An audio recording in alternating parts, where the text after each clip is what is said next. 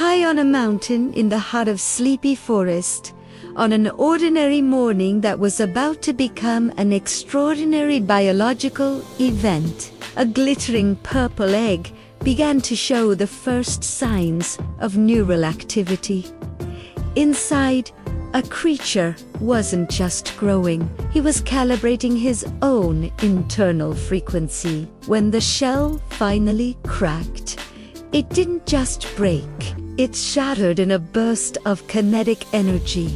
Out stepped Disco, a dragon the color of vibrant spring leaves, with eyes like deep emeralds. But Disco didn't exhibit the typical hatchling reflexes. He didn't stumble, he didn't cry. Instead, he initiated a rhythmic protocol. He shuffled his feet, wiggled his tail, and began to hum a melody that seemed to be the very soundtrack of his own existence. His parents, conditioned by years of functional living, very confused. They saw only an itch or a mistake, but the wise white owl, a witness to the forest's ancient cycles, identified the truth. "He's dancing," she whispered. Disco was born with a neural sync that the world had forgotten. He was a reminder that joy isn't an emotion, but a systematic alignment with the rhythm of the world. Disco didn't just dance on the mountain. He took his protocol to the forest below. He encountered elephants who moved with the architecture of the earth, their heavy steps creating a low-frequency hum that grounded the trees. He met porcupines practicing the geometry of ballet, moving with a precision that turned the air into a canvas of grace. From the samba of the squirrels to the synchronized fluidity of the otters, Disco observed how every creature had its own rhythmic blueprint. He realized that when we move in harmony with our nature, the friction of the mind vanishes. The neural leak that causes restlessness is simply a sign that we have lost our beat. As the sun began its long, slow descents, the rhythmic deconstruction reached its peak. Disco returned to the mountain, but he didn't stop moving.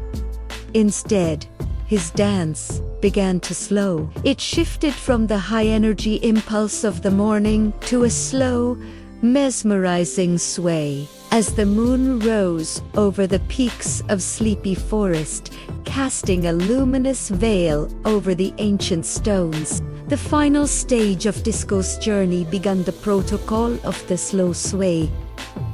Disco stood at the very edge of the mountain, his vibrant green scales now reflecting the cool, silver light of the stars. The high-energy kinetic pulse of his morning adventures had evolved into something deeper, something more resonant. He was no longer just a dancer. He had become a metronome of rest. "Notice the shadows," the wise white owl whispered from her branch, her voice now a low-frequency hum that seemed to vibrate within the mountain itself. "They don't rush, they don't fight the light, they simply exist." Disco closed his eyes. In his mind's eye, he revisited the rhythmic blueprints he had gathered throughout the day. He saw the elephants' heavy, grounding steps. He felt the fluid, liquid grace of the otters. He recalled the precise, sharp geometry of the porcupine's ballet. But now, he was deconstructing those movements. He was stripping away the effort, leaving behind only the residual echo of the beat. He began to sway, not with the frantic joy of the sunrise, but with the atmospheric stasis of the night. To the left, a slow, deliberate tilt that aligned his spine with the curve of the mountain. A long, weighted pause. To the right, a gentle release of tension that sent a wave of calm through his wings. Below him, in the depths of Sleepy Forest, The animals began to look up. They felt the neural sync emanating from the mountaintop.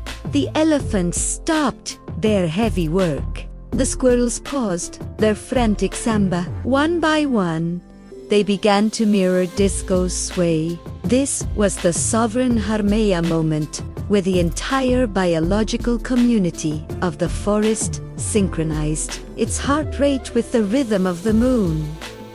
Disco's breathing became the neural anchor for the entire kingdom. In through the nose, a deep oceanic intake of the cool night air. Out through the mouth, a systematic release of every last drop of the day's exertion. The neural restoration was taking hold. He understood that the dance and the stillness were two sides of the same coin. You cannot have the peak without the valley. You cannot have the rhythm without the silence. As he swayed, the stars seemed to pulse in time with his movements. The universe itself was participating in the protocol. Disco's little dragon feet finally came to a complete standstill, rooted firmly in the warm stone of his home. The kinetic pulse had finally reached its perfect resolution. In a land painted with the colors of sunset, where mountains tickled the clouds and rivers giggled over smooth stones, lived a little dragon named Disco. Disco wasn't just any dragon. His scales shimmered with all the colors of a rainbow, changing with every beat of his happy heart.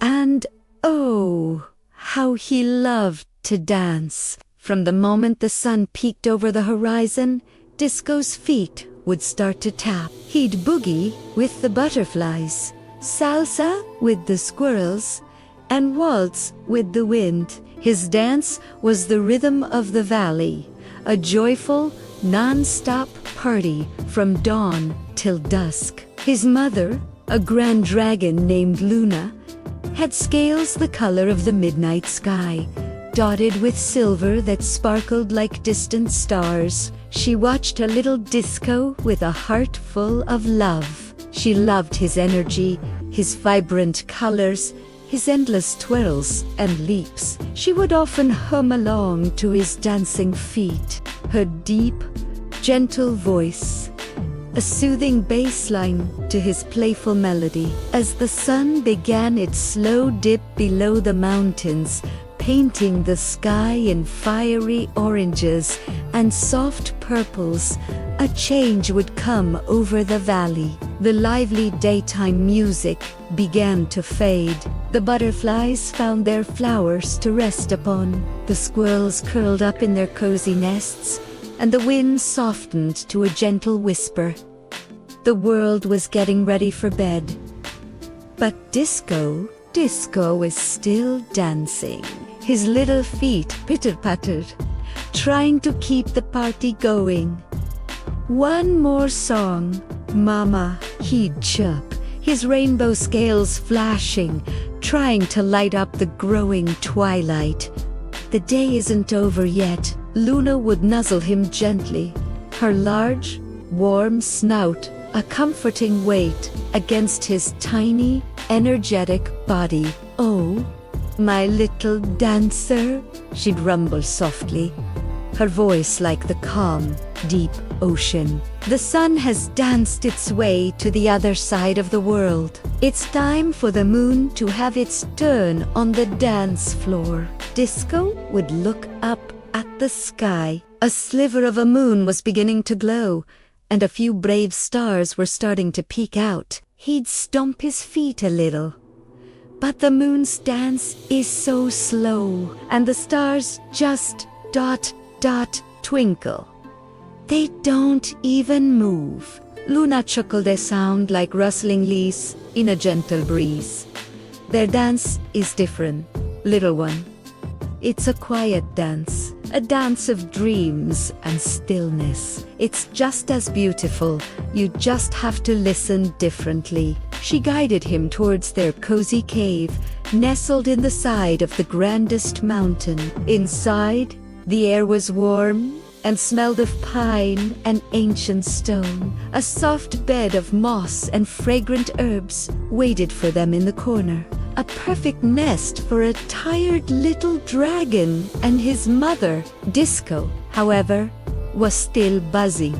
He wiggled out from under his mother's wing and did a little tap dance on the stone floor. Tap, dash, tap, dash, tap, pity, dash.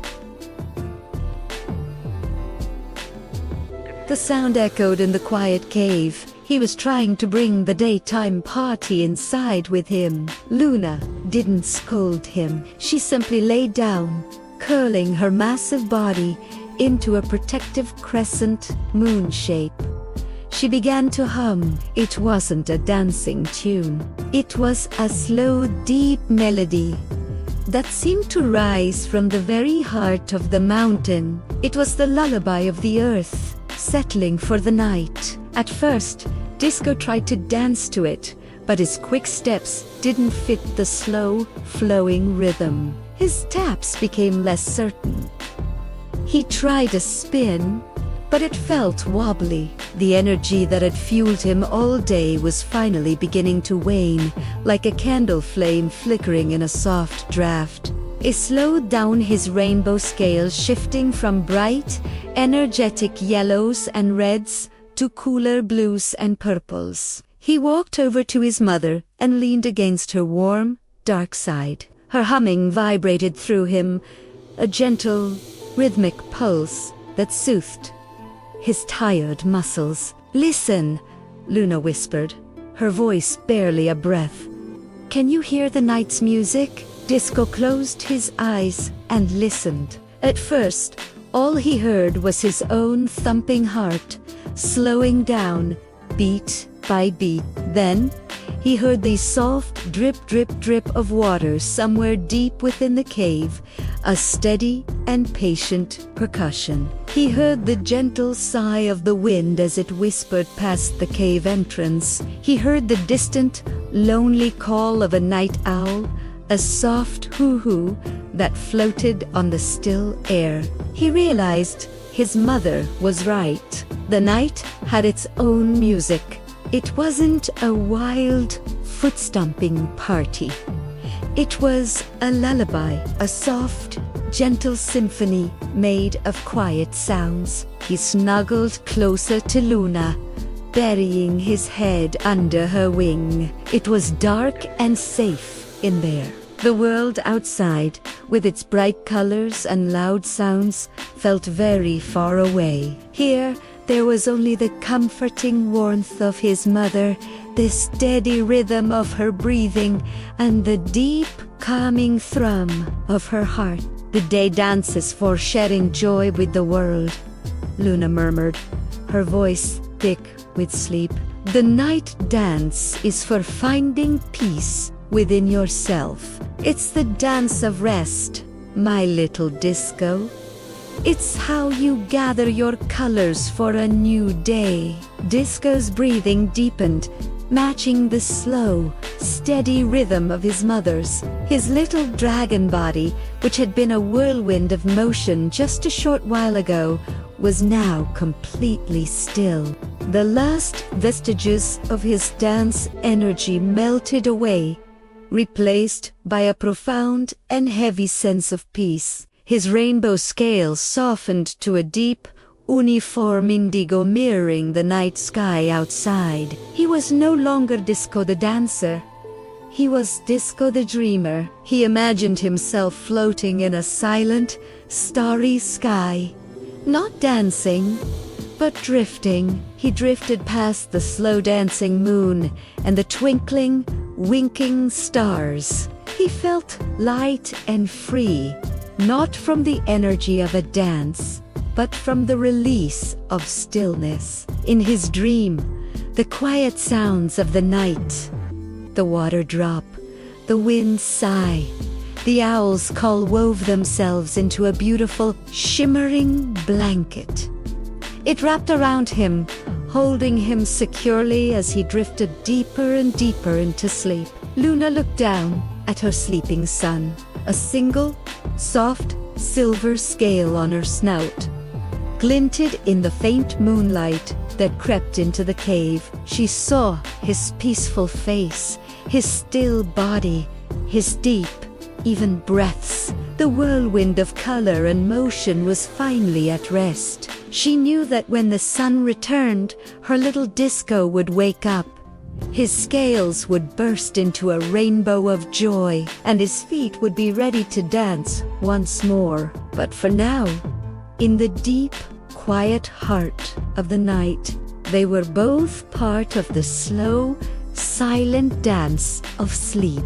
Mother and son, a universe of stars and a resting rainbow, curled together in the peaceful dark. The party was over, and the sweet, silent rest had begun. And in the stillness, there was a different kind of magic, a different kind of joy, the joy of a day well danced, and a night of deep, restorative peace. The whole valley was asleep, dreaming under the watchful eyes of the moon, waiting for the sun to call them all to a new dance. And nestled in his mother's embrace, little Disco slept the soundest of all. The silence in the mountain cave was now a tangible weight, a somatic density that pressed softly against Disco's green scales, anchoring him to the very core of the earth. He had moved past the stage of simply being tired. He was now entering the deep phase, recalibration, where every cell in his young dragon body began to vibrate in sympathy with the mountainous own tectonic heartbeat. His dreams were no longer made of images, but of pure geometry. He saw the kinetic blueprint of the forest below, but it was stripped of its noise and friction. The elephant's heavy steps were now just slow, golden pulses of light deep within the soil. The porcupine's ballet was a series of shifting silver lines, intersecting at perfect, silent angles. The otter's swim was a long, fluid curve of indigo energy that moved without disturbing a single drop of the cosmic ocean. This was the rhythmic deconstruction at its most absolute. Disco felt the neural static of the day's music finally dissolve into a state of harmonic resonance. He was no longer a dragon who danced. He was the stillness at the center of the storm. He felt the residual kindness of the forest rising up to meet him, the collective gratitude of the elephants, the porcupines, and the otters, forming a protective neural shield around his sleep. His mother, still watching from the cave's mouth, felt the shift in the era frequency alignment that happens only when a soul finds its perfect resting place. She saw his wings give one last, microscopic twitch before settling into a state of total muscular inertia. The music never stops. Disco, she breathed, her words merging with the low hum of the mountain wind. It just moves into the 0-point field. It becomes the silence between the notes, the space between the stars, and the warmth between the breaths. Disco's consciousness was now a single, unified pulse, in ... a slow, gravitational pull of oxygen into the depths of his being. Hold ... a moment of absolute stasis, where time itself seemed to pause in respectful observation. Out, a long, rhythmic release that sent the last ghost of a dance out into the infinite silver night. The sovereign restoration was complete. The neural leak of the day had been entirely sealed. Outside, the forest was a masterpiece of atmospheric peace. The trees didn't rustle. They stood like ancient, silent sentinels guarding the rhythm of the world. The rivers moved with a liquid silence, reflecting the celestial geometry of the stars above. Everything was in its right place. The final stage of the neural restoration was no longer a sleep, but a total somatic merger. Deep within the ancient stone of the mountain, Disco had reached a zero-point frequency, the exact moment where the rhythm of a single life synchronizes with the timeless pulse of the earth itself. The vibrant green of his scales seemed to soften in the dimness, blending into the protective shadows of the cave until he was no longer a creature, but a part of the mountain's own silent architecture. Outside, the celestial geometry of the stars continued its slow, mechanical rotation. Each point of light was a distant, silent beat in a cosmic dance that required no effort, no thought, and no friction. The forest below had finally accepted the atmospheric stasis that Disco had brought down from the peaks. The elephants in their groves, the porcupines in their clearings, and the otters in their silver rivers were all held in a state of harmonic resonance, their breathing a unified slow-motion wave that mirrored the dragon's own. This was the ultimate rhythmic deconstruction. Every dance step he had learned, every kick, every spin, and every wiggle had been stripped of its kinetic energy and converted into potential peace.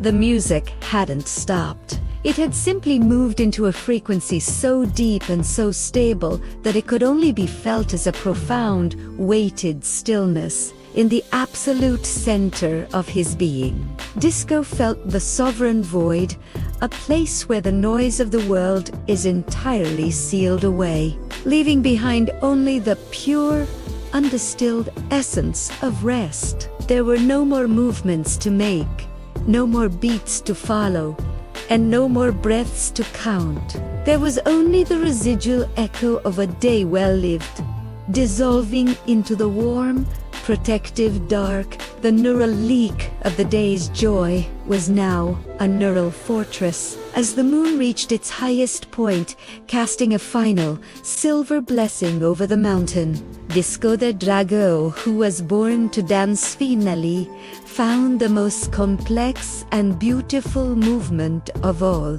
the absolute stillness. Thank you for allowing me to be a part of your night. May you find deep peace and restful sleep.